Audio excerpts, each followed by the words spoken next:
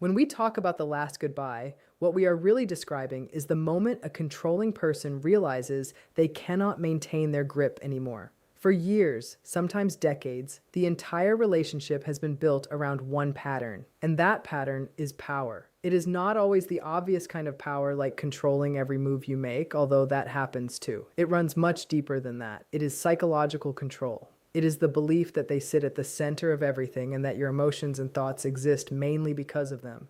Stay with me because this part is important. A self-centered person depends on this setup. It is where they gather their emotional fuel. When you make a real final goodbye, when you break the cycle of confusion and walk away completely, that entire structure begins to fall apart. You have to understand something about people who operate this way. Their identity is not built on solid ground. A healthy person, even when facing rejection or abandonment, usually has an inner foundation to lean on. They have personal values, meaningful goals, or real relationships that help hold them up during hard times. A narcissist lacks that inner stability. Their identity is assembled like a house of mirrors, always reflecting the praise, attention, and validation of others. Take away those reflections, and the whole structure begins to collapse. The final goodbye is not just painful for them, it threatens the very identity they have built. It feels like a kind of death because the version of themselves they have carefully shown cannot survive without someone else recognizing and confirming it. This is why losing control is so terrifying for them. Power is not just a tool they use, it is their emotional lifeline. Here's what most people miss. The relationship itself was never really about love or genuine care. Instead, it was always about pulling you into their version of reality. That attachment lets them feel important, significant, and real. But when that attachment breaks, when you step away and refuse to be pulled back into the cycle, they are left alone with themselves. That is exactly what they cannot stand. They cannot face themselves. They cannot sit quietly with the emptiness that remains once the game is over. It is important to understand that not every goodbye creates this kind of emotional collapse. Many people leave physically, but stay emotionally tied. They keep arguing, responding, defending themselves, or reacting to every message. The controlling person keeps gaining emotional fuel from that because even anger keeps the connection alive. A genuine goodbye is different because it removes even that last emotional thread. The silence, the distance, and the refusal to be pulled back into conflict become the greatest challenge to their illusion of power. That absence delivers the deepest blow to the control they thought they had. You can almost compare it to a hunter who suddenly discovers its target has completely disappeared. The hunter does not just shrug and move on as if nothing happened. It becomes restless, desperate, and increasingly frantic because its survival depends on the chase. In much the same way, the controlling person's sense of identity depends on your continued participation in their emotional drama. Once that drama ends, they are left completely exposed. It is not just that they have lost you, they have also lost the emotional framework that convinced them they were powerful, significant, and in charge. This emotional collapse often shows up through dramatic displays of emotion, explosive anger, complete denial, a hunger for revenge, or even desperate pleading that seems completely out of character. But if you look at these reactions carefully, you will notice the same underlying desperation in every one of them. They cannot accept losing control because they are not simply grieving the end of a relationship. They are experiencing the collapse of the identity they spent years building. The final goodbye exposes a truth they have spent their whole life trying to avoid. It destroys the illusion that they were ever really in control. Ironically, the very thing they fight hardest to protect, power, is exactly what disappears the moment you genuinely walk away. Their frantic attempts to regain control reveal something unexpected. They do not show strength. They show weakness hidden beneath a mask of dominance. The final goodbye exposes that reality more clearly than anything else. When the game finally ends, when every move has been played and your goodbye is genuine, the controlling person does not feel ordinary sadness or disappointment. They feel something much deeper. It feels as though the carefully constructed world in which they sat at the center has begun falling apart. That is why they resist it with such intensity and why they fight so desperately to stop it from happening. The truth is that losing control is not just their greatest fear. It eventually becomes unavoidable. No false identity, no matter how carefully maintained, can survive forever. When it finally collapses and you choose to walk away for good, one truth becomes impossible to hide. Their power was never real. When you reach the point of saying a real final goodbye to a self-centered partner, one of the first things you often notice is not just the loss of their control, but also the intense eruption of rage that follows. It is important to recognize that this kind of rage is very different from ordinary anger. Healthy anger usually shows up when someone feels hurt, disappointed, or treated unfairly. It can often be expressed, understood, worked through, and eventually released. Narcissistic rage is something entirely different. It is sudden, overwhelming, and deeply rooted. It comes from a place far beneath the surface. It is the reaction of someone whose fragile sense of self has been threatened at its very core. What makes this rage so intense is that the person reads your goodbye as something much bigger than rejection. To them, it feels like betrayal. Betrayal is not just painful from their view, it is almost unbearable. It destroys the belief that they are exceptional, superior, and somehow untouchable. They convince themselves they were essential to your life, that they were the center around which your world turned. The moment you walk away, you prove that belief was never true. Instead of accepting that reality, they respond with anger. This reaction becomes predictable because they never learned healthy emotional regulation. During childhood, many of these people discovered ways to protect themselves from overwhelming feelings of shame, abandonment, or worthlessness by creating a false identity, an inflated image of confidence, superiority, and importance. That false identity became their emotional armor. When your final goodbye breaks through that armor, the unresolved wounds they spent years hiding suddenly rise to the surface. Rage becomes their defense mechanism. It lets them avoid facing the painful truth that they are no longer in control, and that the grand image they carefully kept up was built on illusion. That rage can show up in many different forms. Sometimes it arrives as explosive yelling, insults, accusations, or threats. Other times it becomes quiet and calculated through silent treatment, character attacks, gossip, or attempts to turn friends and family against you. In some situations, it hides as victimhood, where they insist they are the one who has been deeply wronged to pull in sympathy while hiding their anger. Even though these reactions look different, they all come from exactly the same source. They cannot stand the fact that you are no longer willing to support the story they built about themselves. One of the most striking things about this kind of rage is how completely out of proportion it often appears. Someone watching from the outside may wonder why a breakup or a final goodbye could possibly trigger such extreme behavior. But that observer is not watching an ordinary breakup. They are watching the collapse of an artificial identity that depended on constant validation. That is why it feels like the end of everything to the person involved. Your departure does not simply represent one person leaving another. In their mind, it represents the destruction of the entire world they believe they controlled. If you have ever experienced this firsthand, you understand how deeply confusing it can become. The intensity of their anger can cause you to question your own judgment. You may start wondering whether you really are the selfish or uncaring person they accuse you of being. That confusion is part of the trap. Their anger is not just emotional. It often serves a purpose. It is designed to pull you back into the familiar cycle where you react, defend yourself, and once again give them the emotional engagement they crave. That is why holding steady in the face of that rage is both incredibly difficult and absolutely necessary. Their anger is not really about who you are. It is about what your absence forces them to face. Your independence exposes the emptiness they have worked so hard to hide. Rather than facing that emptiness themselves, they try to project it onto you through blame, criticism, and emotional attacks, because doing so feels easier than confronting their own internal void. When you start recognizing this pattern for what it truly is, not as a reflection of your value, but as evidence of their internal struggle, you slowly step outside the game they have spent years trying to keep you inside. There is something important worth considering here. In many ways, that rage becomes an unexpected confession. It exposes the very vulnerability they have devoted their lives to concealing. Beneath all the confidence, arrogance, and superiority lies an overwhelming fear. They fear becoming insignificant. They fear abandonment. They fear facing themselves without another person constantly reflecting the grand image they desperately want to believe. Their rage is the moment the mask begins slipping.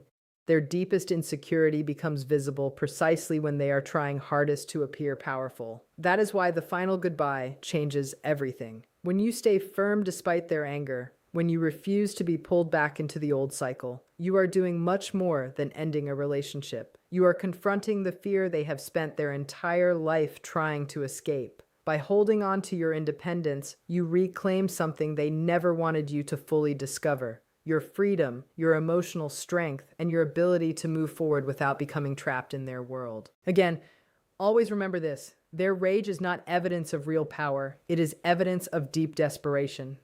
Once you truly understand that difference, their attempts to manipulate you lose much of their influence. Narcissistic rage is the sound of a carefully built illusion beginning to collapse.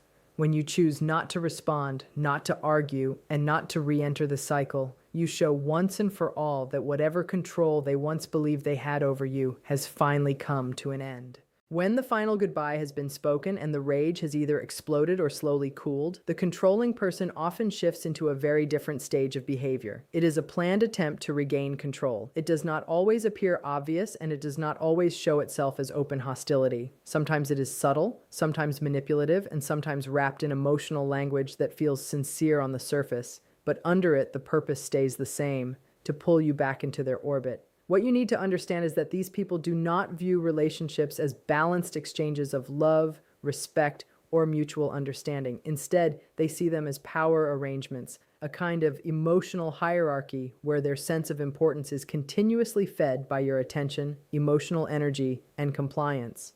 When you leave, you cut off that supply, and that creates what is often described as a narcissistic injury. That injury is deeply destabilizing for them, and their mind immediately begins searching for ways to repair it.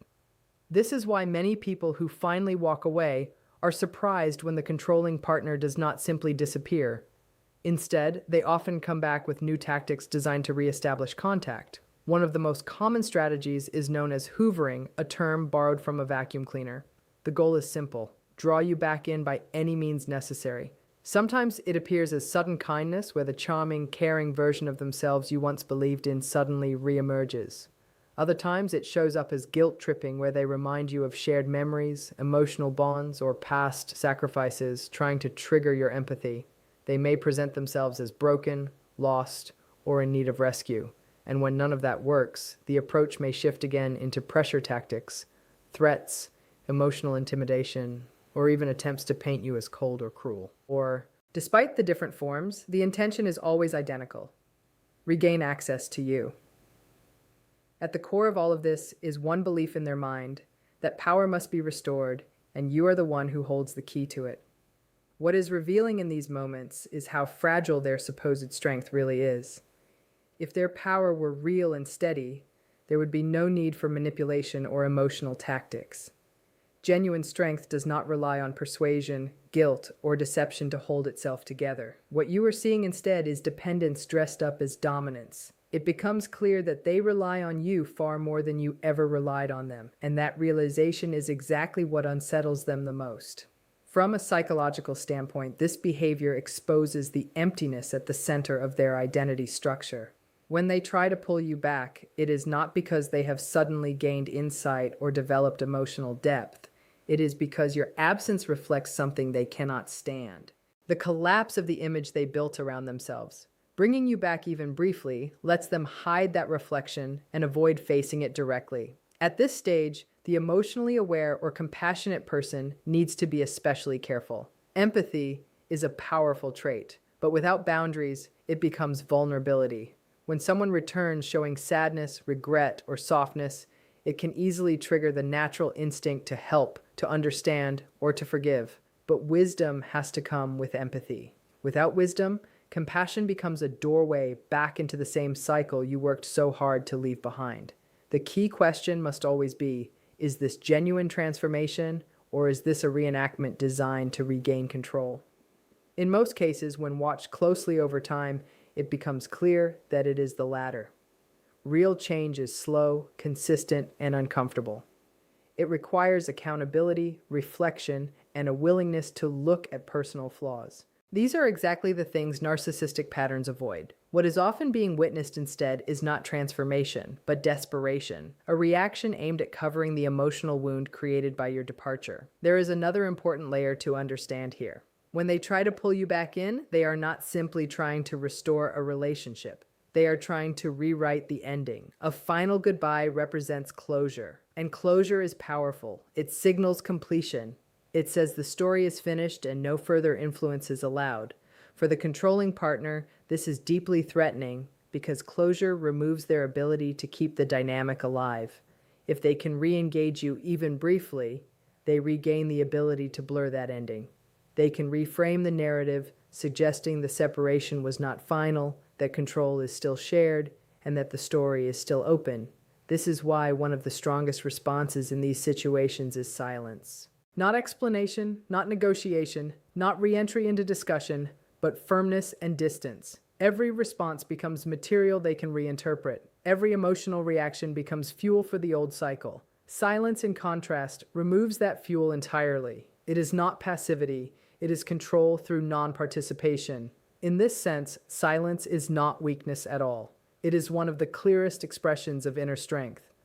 So when the attempts to pull you back begin, it is important to recognize what is actually happening beneath the surface. It is not about love, reconciliation, or understanding. It is about avoidance. Avoidance of accountability, avoidance of emptiness, and avoidance of self-confrontation. If you re-enter the cycle, you restore their escape route. If you hold firm, you leave them without one. Eventually, when charm fails, when guilt no longer works, and when pressure tactics stop producing results, another phase often begins, the smear campaign.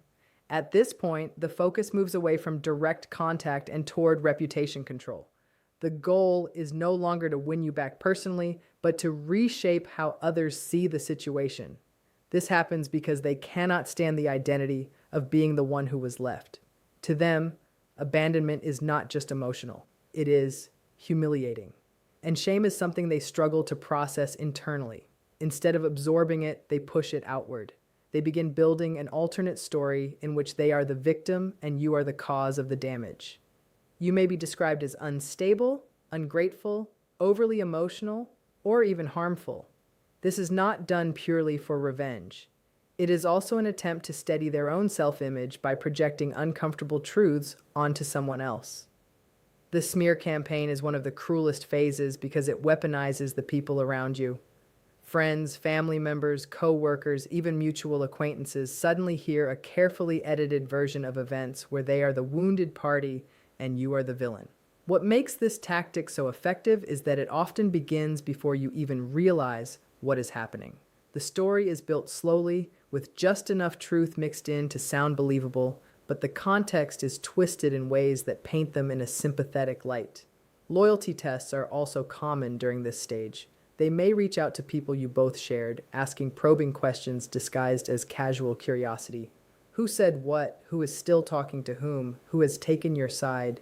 Each piece of information they gather becomes another tool they can use to tighten the narrative they are building. If you react defensively to any of this, they win, because your response becomes proof of the instability they have already been describing.